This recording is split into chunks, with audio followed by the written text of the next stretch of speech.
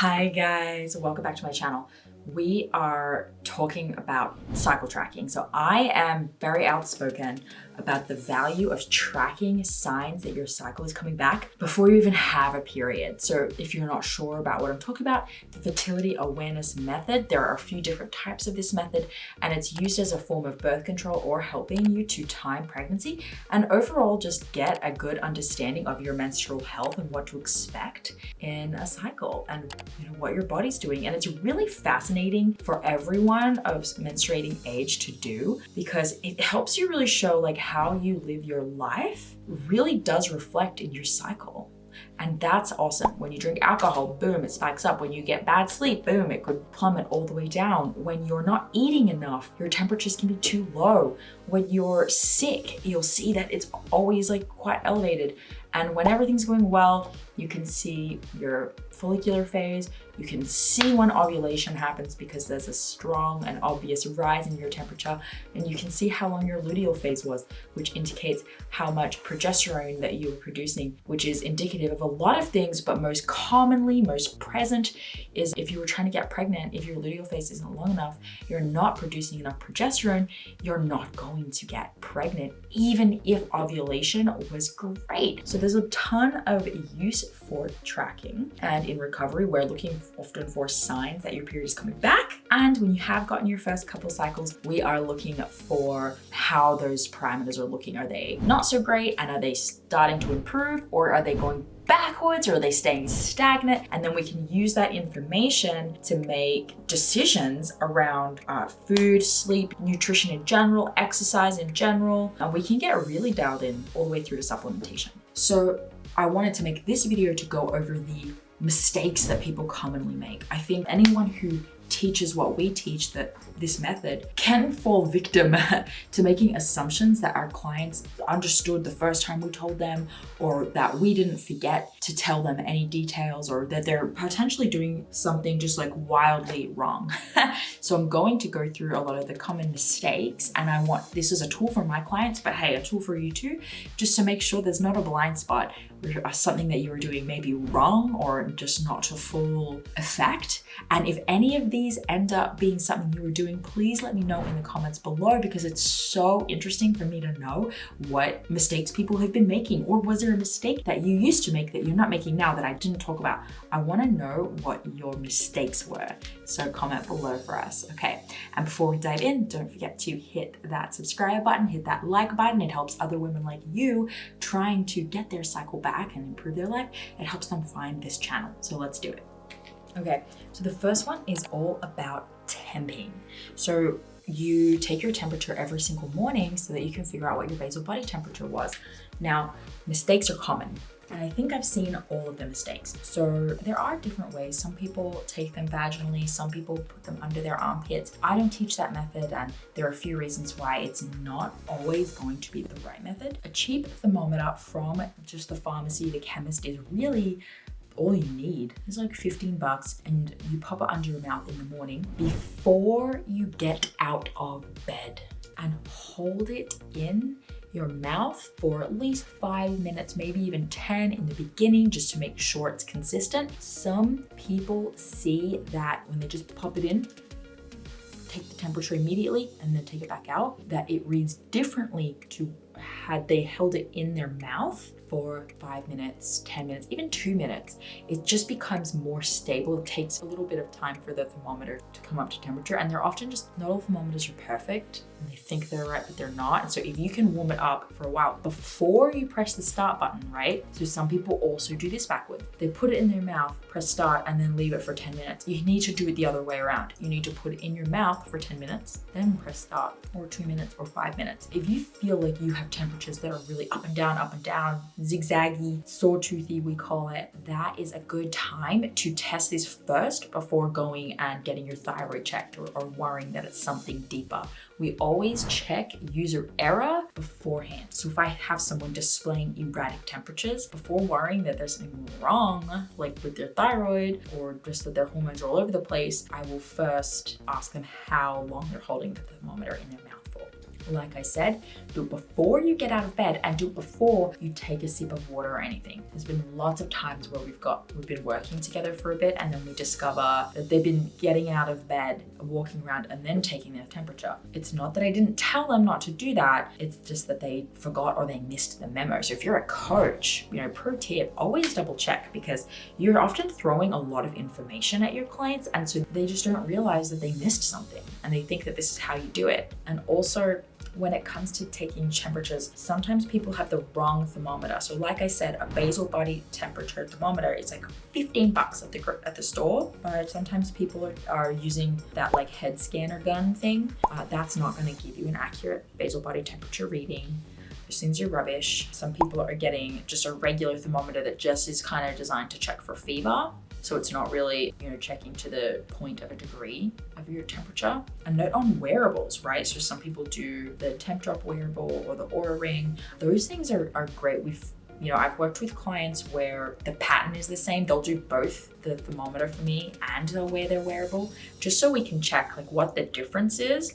So often the pattern will be the same, right? Lower and it'll start to get higher. It'll spike for ovulation. The pattern will look the same, but the temperatures will be different. So often if you're using a wearable, something that you sleep with that monitors your temperature throughout the night, it's gonna read lower. So we need to know, if you're working with someone or if you're a coach, we need to know what device they're using, because often with a wearable, it's taking the average of your sleep temperature throughout the night and not your temperature at the time of taking it in the morning, right? So it's actually lower when you're sleeping. So I don't want to be looking at my client whose temperature is 97.1 and worrying that their temperature is too low when actually that was just the average that they were sleeping at, So if you're gonna have a wearable and you wanna use a wearable for just at least a month or two, use one of these as well, just so you can understand the difference and the discrepancies. And every now and then,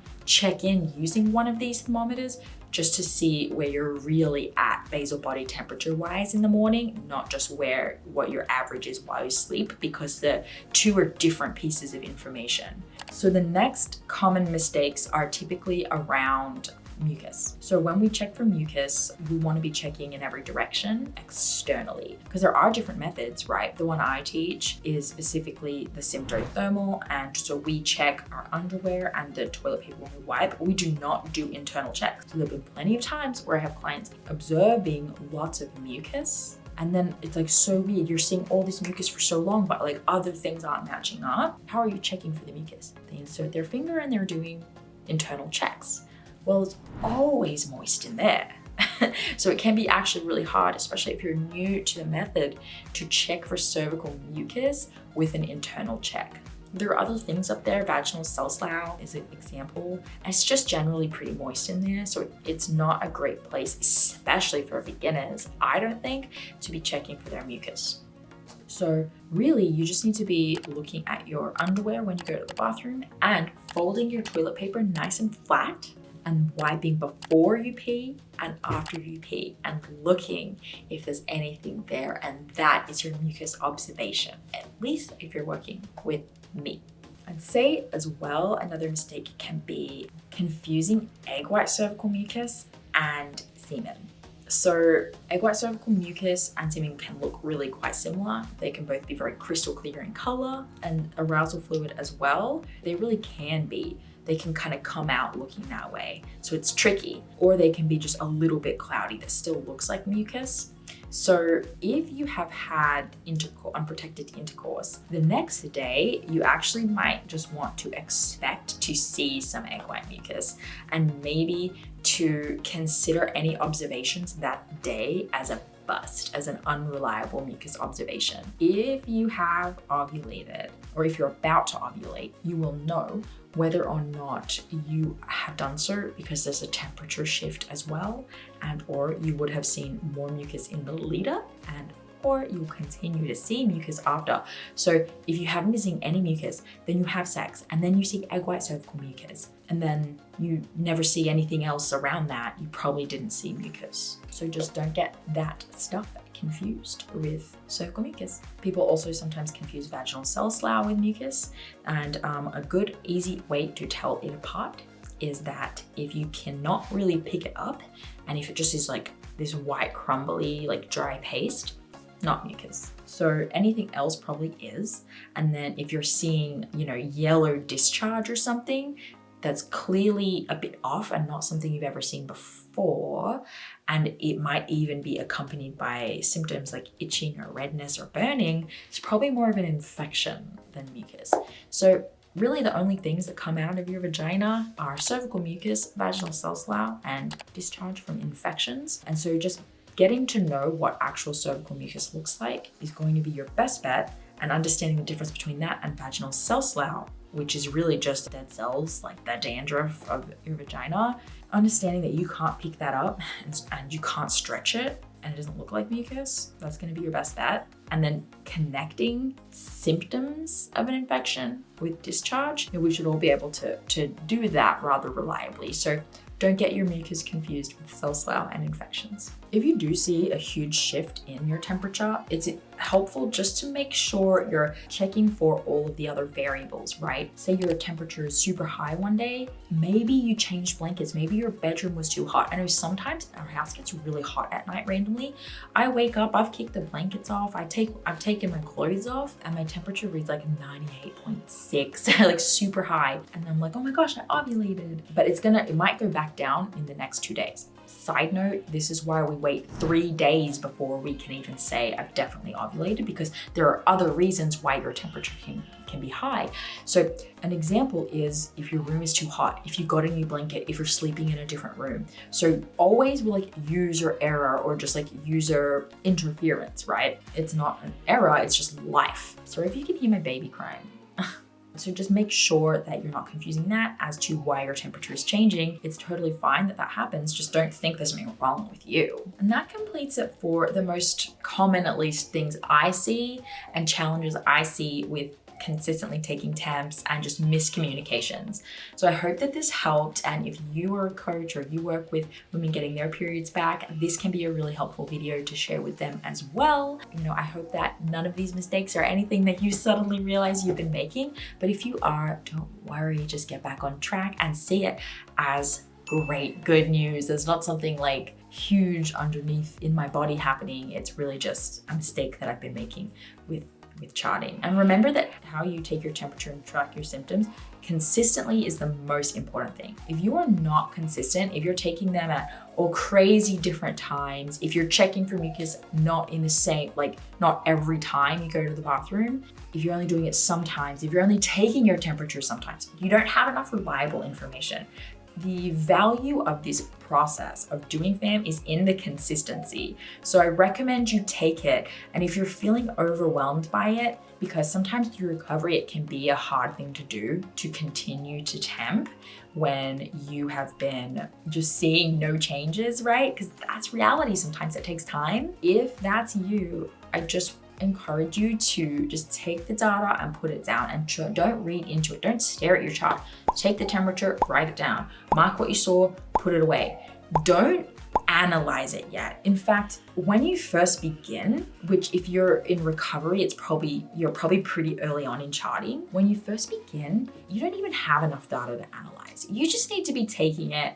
And it's not really until you have a few months, like 3 months plus, that you even have anything to really look back and be like, okay, am I improving? Am I not? When you've had 3 cycles. With charting, just start taking it and don't even bother really analyzing it for the first 2 weeks to see where your temperatures are at. Are they too low? Are they too high? Then make changes. Don't analyze it again for another 2 weeks. If everything's looking good and your temperatures are in range and you're seeing signs of mucus and stuff, but it's taking a long time, note it, see it, acknowledge it, use it to make a change, right? Eat more food, rest more, supplement with, whatever it is, but do not let yourself dwell on it. Do not let yourself stare at it for ages.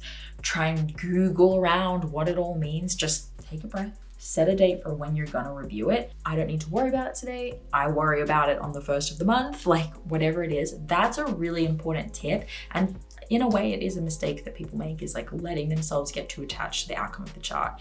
You cannot replace your desire to control things like body weight, diet, and exercise, or whatever it is, with your desire to control the outcome of your chart. The chart is a reflection of what's happening in your life.